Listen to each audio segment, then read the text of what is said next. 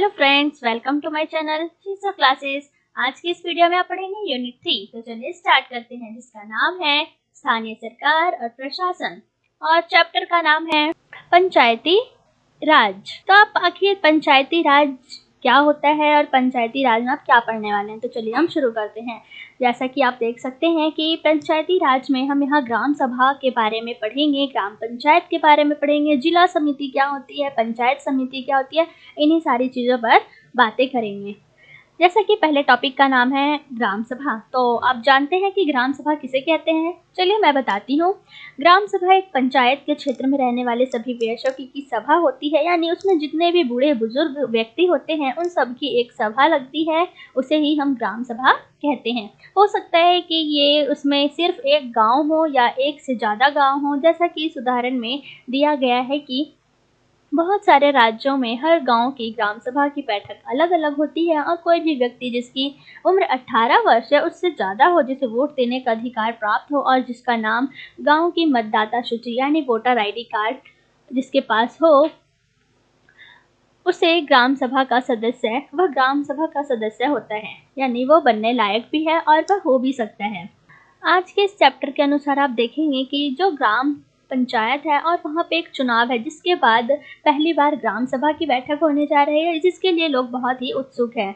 और जो हरदास गांव है, वहाँ के लोग यह जानने के लिए बहुत ही उत्सुक है कि जो पंचायती राज है और पंचायत ने उनके लिए क्या योजना उसमें बनाई है। तो चलिए देखते हैं। जैसे ग्राम सभा की बैठक की शुरुआत में सरपंच और पंच ने सड़क की मरम्मत पर होने वाले खर्च का ब्यौरा दिया, और यह सड़क गांव को मुख्य सड़क से जोड़ती है। इसके बाद पानी की कमी पर चर्चा होने लगी, यानी किस तरह से पानी की कमी गांव में हो रही है, इस बात पर वे चर्चा करने लगे।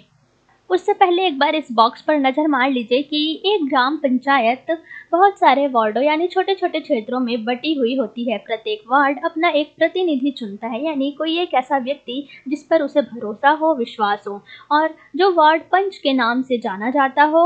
और इसके साथ पंचायत क्षेत्र के लोग मिलकर सरपंच को चुनते हैं, जो पंचायत का मुखिया होता है। और वार्ड पंच और सरपंच मिलकर ग्राम पंचायत का गठन 5 साल के लिए करते हैं, यानी कोई भी अगर ग्राम पंचायत का गठन होता है तो वह 5 साल तक के लिए होगा। और ग्राम पंचायत का एक सचिव होता है, जो ग्राम सभा का भी सचिव कहलाएगा, और सचिव का चुनाव नहीं होता, उसकी सरकार द्वारा नियुक्ति की जाती है, यानी वो कोई चुनाव के द्वारा नहीं बल्कि सरकार उसकी नियुक्ति करते हैं। और सचिव का काम है ग्राम सभा और ग्राम पंचायत की बैठकों को बुलाना और जो भी चर्चा एवं निर्णय हुए उनका रिकॉर्ड रखना। तो देखिए, जैसे कि गांव में अब पंचायत लगी, ग्राम सभा हो रही है यहाँ पर, और वहाँ पे एक नागरिक है तिजिया, जिसने बोलना शुरू किया और कहा कि गांव में पानी की कमी हो रही है। हैंडपंपों का पानी जमीन से बहुत नीचे चला गया है और मुश्किल से हैंडपंप में थोड़ा बहुत पानी आता है। औरतों को बहुत दूर तक सुरु नदी से पानी लेने जाना पड़ता है। और तभी एक सदस्य ने सुझाव दिया कि सुरु नदी का पानी पाइप से लाकर गाँव में एक बड़ी सी टंकी में भर लेते हैं, उससे पानी की आपूर्ति हो जाएगी। लेकिन दूसरों को लगा कि यह बहुत महंगा पड़ेगा। उनका कहना था कि इस साल के लिए हैंडपंप को ही और गहरे कर लेते हैं और कुओं को साफ कर लेते हैं। जिससे तिजिया ने कहा, इतने से तो काम नहीं चलेगा, हमें कुछ पक्की व्यवस्था करनी पड़ेगी, क्योंकि हर साल पानी का स्तर नीचे गिर जाता है और जितना पानी जमीन में रिस के जाता है उससे ज़्यादा उपयोग करते हैं। ग्राम सभा के एक दूसरे सदस्य अनवर ने, अब यहाँ पे एक अनवर नाम का व्यक्ति है, जिसने बताया सबको कि उसने महाराष्ट्र के एक गांव में पानी संरक्षण के नए तरीके देखे हैं और उस गांव में अपने भाई से मिलने गया था। उसको जल संवर्धन विकास कार्यक्रम वाटरशेड कहते हैं। उसने सुना था कि सरकार ने इसके लिए पैसा भी दिया था। उसके भाई के गाँव में लोगों ने पेड़ लगाए थे, नालों पर चेक डैम यानी छोटे छोटे बांध लगाए एवं टंकियाँ बनाई थी। सबको अनवर का यह विचार बहुत ही भाया, अच्छा लगा, और सबने ग्राम पंचायत को इसके बारे में पता करने के लिए कहा। तो आप समझ गए ना, अभी हमने पढ़ा कि ग्राम सभा क्या होती है और ग्राम सभा की बैठक में अब तक कौन कौन सी समस्याओं पर चर्चा हो चुकी थी, उनके किस तरह के हल सुझाए गए, यानी जैसे पानी की समस्या, खर्चे की समस्या, इस तरह की समस्या यहाँ पर सुलझाई जाती है। अब देखिए, बात करते हैं कि ग्राम सभा में बहुत तरीके की समस्या सुलझाई जाती है, जिसमें एक गरीबी रेखा के नीचे आने वाले जो व्यक्ति हैं उनके बारे में भी बात की जाती है। जैसे कि यहाँ पर जो गरीबी रेखा के नीचे लोग आते हैं उनका नाम सूची में दर्ज किया जाएगा और उनके लिए कुछ ना कुछ व्यवस्था की जाएगी। तो जैसे ही उन्होंने अपने नाम सूची में देखना शुरू किया तो लोगों के बीच खुसर-पुसर होने लगी कि यहाँ पर बिरजू का नाम कैसे है, जबकि उसके पास मोटरसाइकिल भी है, उसके पास टीवी भी है, जबकि यहाँ पर बिरजू का नाम ना होकर ओम प्रकाश का नाम होना चाहिए, क्योंकि वो बहुत ही गरीब है, मजदूर है और उसके पास कोई ज़मीन भी नहीं है। इसीलिए गाँव के लोग एक दूसरे से बातें करते हैं। तभी वहाँ पर सरपंच जो पंचायत के सरपंच है उन्होंने देखा कि लोगों के बीच कुछ ना कुछ खुसर-पुसर चल रही है, तो उन्होंने पूछा कि अभी जो कुछ भी पूछना है वो अभी पूछ लें। तो तभी सरोज नाम का एक व्यक्ति है, सरोज ने सूरजमल को उकसाने की कोशिश की कि वह नटवर और बिरजू के बारे में पूछे, पर सूरजमल शायद वो नहीं बोलना चाहता होगा, इसीलिए वो चुपचाप बैठा था। तभी सरोज ने उठकर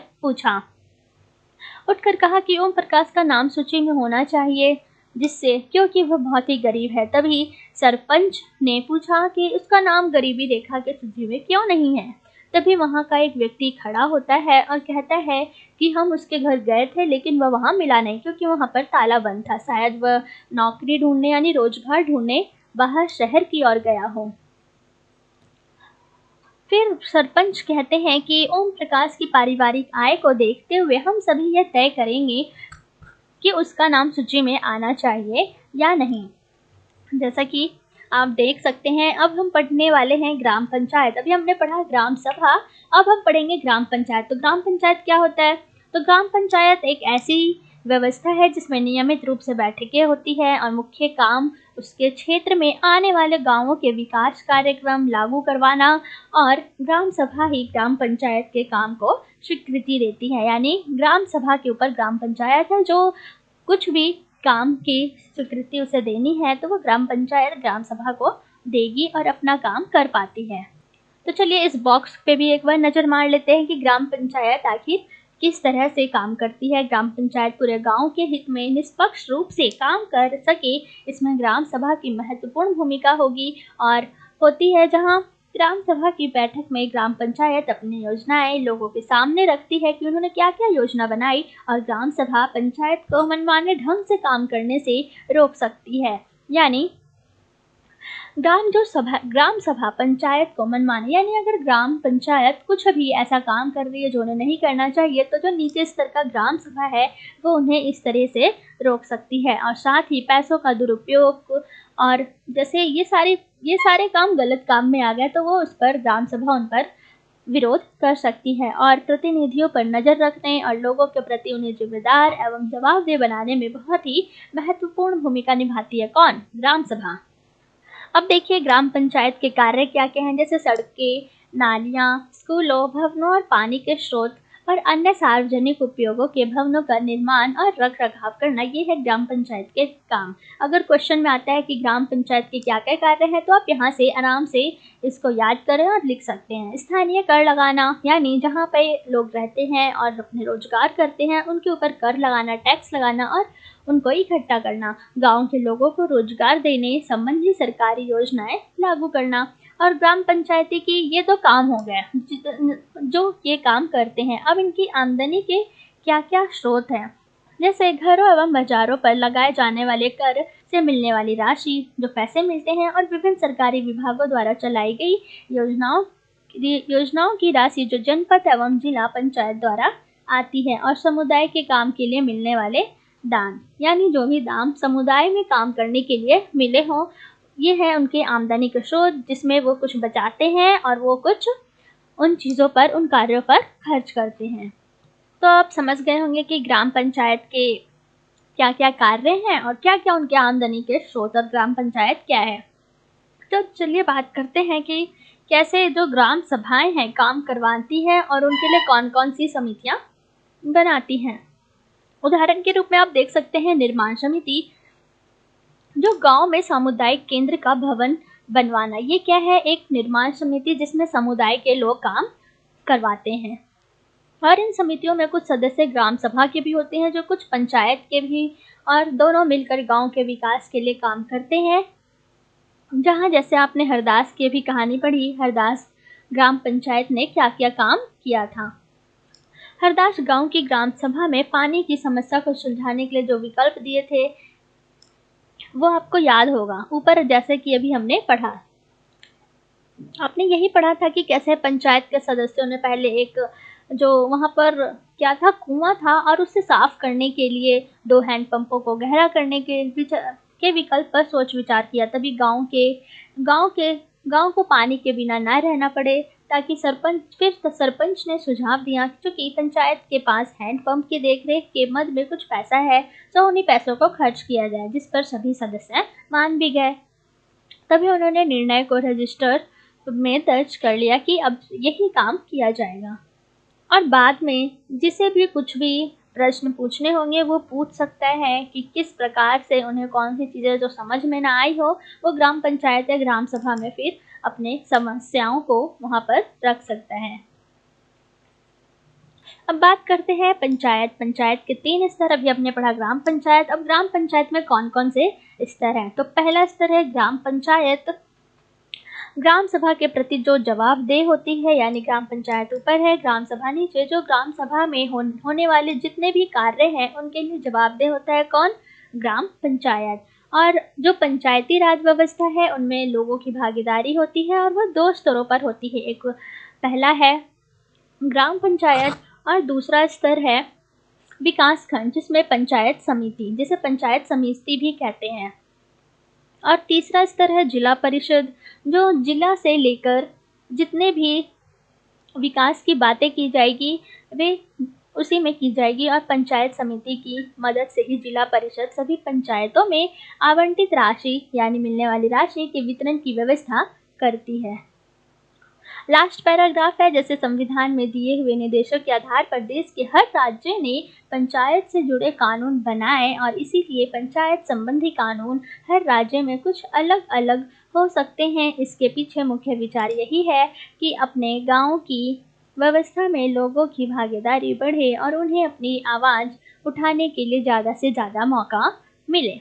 तो आपने देखा इस चैप्टर में आपने क्या पढ़ा। इस चैप्टर में ओवरऑल पूरा यही बताया गया है कि ये ग्राम सभा, ग्राम पंचायत, ग्राम समिति, जिला परिषद, ये जितने भी तरीके की व्यवस्थाएं की गई है ये लोगों के लिए की गई है, और उनके आवाज़ को उठाने के लिए की गई है कि उन्हें जो भी समस्याओं का सामना करना पड़ता है वे इन तरीकों से अपनी समस्याओं का सामना कर सकते हैं, उनका विरोध कर सकते हैं, और जो भी समस्याएं हो रही हैं उसे वहाँ पर रख सकते हैं, ताकि वहाँ पर सरपंच उन बातों को सुने और जो काम उनसे नहीं हो पा रहे वो आगे राज्य स्तर पर लेकर जाए और उनका हल करें। Thanks for watching this video and we will meet in next video. Stay happy, stay safe, and don't forget to like and subscribe this channel.